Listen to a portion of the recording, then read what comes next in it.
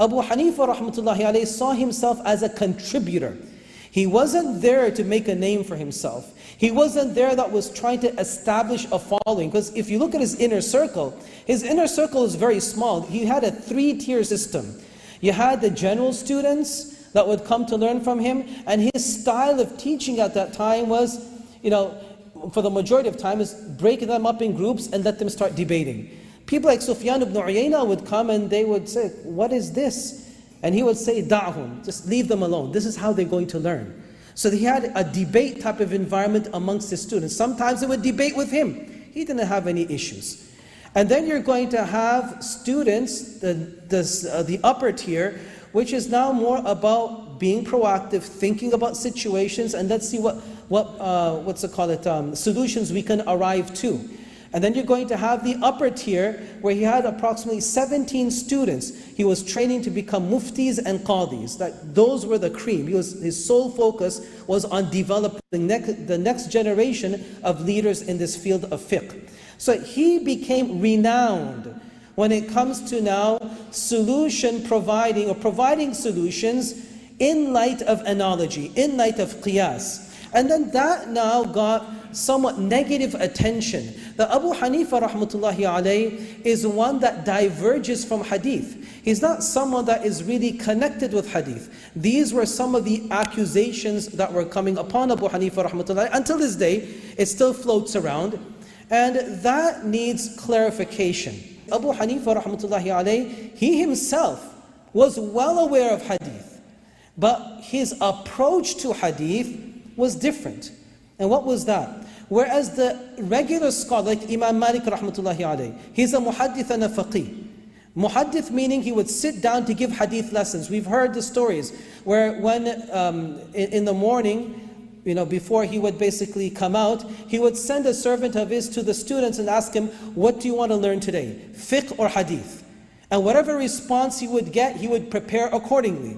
So if it was hadith, now he would do ghusl, he would put on nice clothes, he would basically now put on some atar, some perfume, and then he would go sit near the qabr of Rasulullah sallallahu alayhi wa sallam, saying, قَالَ صَاحِبُ هَذَا الْقَبْرِ, the person occupying this grave has said, one of the few people to be privileged to do as such. That would be his approach. So he would now dedicate a whole lesson to just relating a hadith, right? And then from this, the mu'atta is born. And then you're going to have, if the response was fiqh, then there was another mode of preparation, and then he would come and start teaching rulings and so forth. So he had like a dual teaching role that was going on. Hadith sometimes, fiqh sometimes. You can see the same thing with Imam Shafi'i, you can see the same thing with Imam Ahmad bin Hanbal, who was more focused on hadith teachings, more so than the fiqh side. Now when it comes to Ebu Hanife rahmatullahi alayhi, he wasn't a dedicated teacher of hadith. His style wasn't to sit down and start relating a hadith. That wasn't his style. His style was more of digging into the meaning of the hadith, analysis. Yahya bin Nasr, you'll see in this book, right? Yahya bin Nasr went to the house of Ebu Hanife rahmatullahi alayhi and saw a whole house full of books. And he's saying that, what is all of this? And Ebu Hanife rahmatullahi alayhi, just paraphrasing, said that these are books of hadith, or these are narrations which I have collected, and I only use what I need to that is going to be of benefit.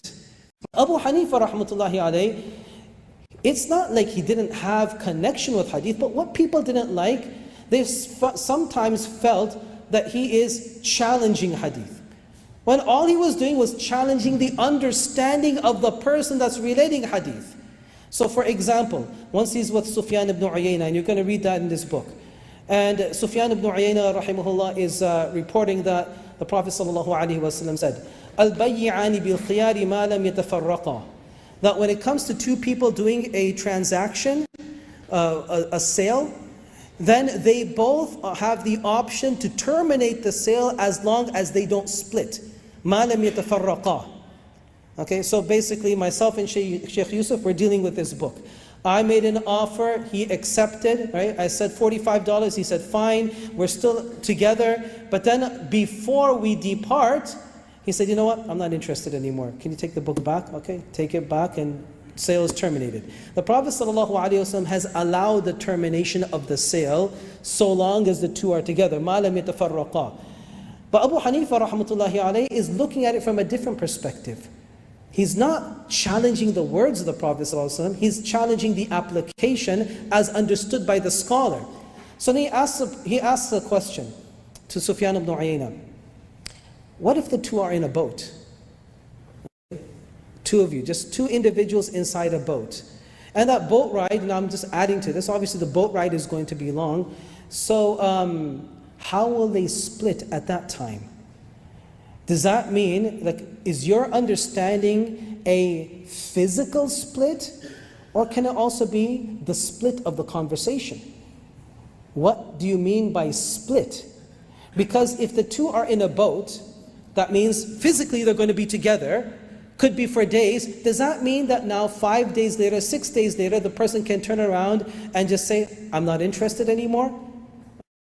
And now the individual that's made the sale is obligated to terminate the sale and give the money back? Is that the understanding? Or is the understanding, well, the Prophet ﷺ is saying يَتَفَرَّقَا in terms of the conversation. The conversation is done, finished, move on. Is that the tafarruq that the Prophet ﷺ is referring to? Sufyan ibn Uyayna didn't like this. Right? And he said, have you seen anything more evil than this? Right? Because what was Ebu Hanife rahmatullahi doing? Challenging the understanding, not the text. But some of the muhaddithun felt that he's challenging the text. Abu Yusuf rahmatullahi alayhi, he said that now Abu Yusuf rahmatullahi is a qadi. He's one of the prime students of Abu Hanifa. His real name is Yaqub ibn Ibrahim. He's the one that basically taught Muhammad bin Hassan al-Shaybani after Abu Hanifa had passed away, rahimahullah.